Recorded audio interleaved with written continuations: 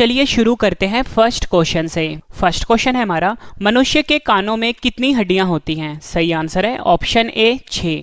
मनुष्य के दोनों कानों में कुल मिला के 6 हड्डियां होती हैं। अगर आपसे एग्जाम में ये पूछा जाए कि मनुष्य के एक कान में कितनी हड्डियां होती है तो आपका आंसर 3 होगा। ठीक है, अगर वैसे पूछा जाए कि दोनों कानों में कितनी हड्डियां होती है तो आपका आंसर 6 होगा। ठीक है फ्रेंड्स, ये दोनों क्वेश्चन अलग अलग तरीके से पूछे गए हैं, इंपॉर्टेंट है। फ्रेंड्स मैंने आपको बताया कि मनुष्य के जो कान होते हैं उसमें 3 हड्डियां होती हैं। ये 3 हड्डियों का नाम भी आपके लिए इंपॉर्टेंट है, एग्जाम में पूछा जाता है। तो फ्रेंड्स जो 3 टाइप की हड्डियां होती हैं उनका नाम मैंने आपके लिए यहाँ पे लिख दिया है। ठीक है, एक होता है इनकस, ठीक है, ये भी आपने याद रखना है।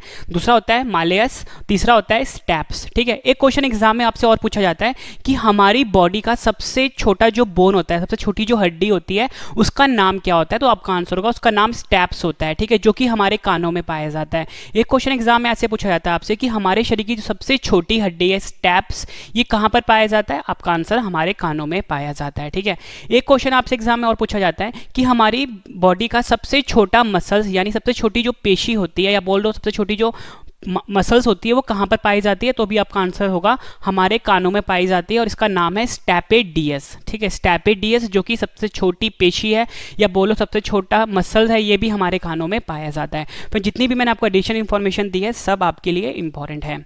नेक्स्ट क्वेश्चन कर लेते हैं, कम तापमान को मापने वाले यंत्र को क्या कहा जाता है? सही आंसर है इसका ऑप्शन ए क्रायोमीटर।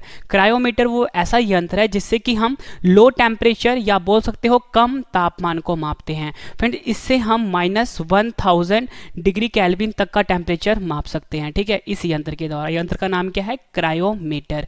एक क्वेश्चन एग्जाम में आपसे और पूछा जाता है कि वह कौन सा यंत्र है जिससे कि हम बहुत ज़्यादा टेम्परेचर को यानी बहुत ज़्यादा तापमान को मापते हैं? तो आपका आंसर होगा पायरोमीटर। पायरोमीटर एक ऐसा यंत्र है जिससे कि हम काफ़ी ज़्यादा तापमान जो होता है उसको मापते हैं, जैसे कि सोलर रेडिएशन हो गया या फ्रेंड्स कोई भी जो न्यूक्लियर रिएक्टर का जो भट्टी होती है ना जिसमें मतलब काफ़ी ज़्यादा टेम्परेचर होता है, ठीक है, उसको भी हम पायरोमीटर के द्वारा ही मापते हैं। ठीक है, ये भी इंपॉर्टेंट है जो मैंने आपको एडिशनल इन्फॉर्मेशन दी है। फ्रेंड्स एक क्वेश्चन एग्जाम में आपसे होता है क्या पूछा जाता है, जो मैंने आपको पहला क्वेश्चन करवाया था कि जो हमारे कान होते हैं इसका सुनने के अलावा और क्या काम होता है? तो आपका आंसर होगा बैलेंसिंग का। मतलब बॉडी की जो बैलेंसिंग है ना फ्रेंड्स वो हमारे कानों द्वारा ही होती है। ठीक है, ये भी आपने याद रखना है।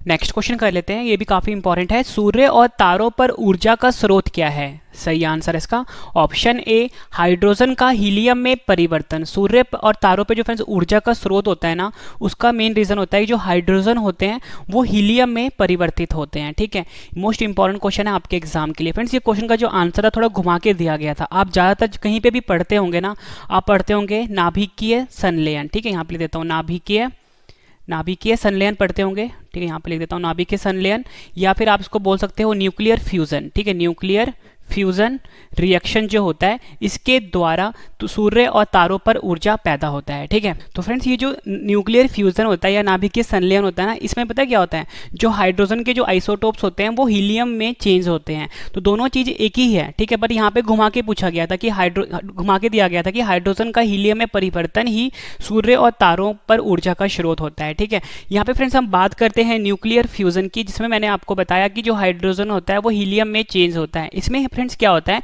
कि देखो जो ड्यूटेरियम होता है ना, ड्यूटेरियम क्या है, ये हाइड्रोजन का एक आइसोटोप है। ठीक है, ड्यूटेरियम, या फिर हम एक ले लो आप ट्रीटियम।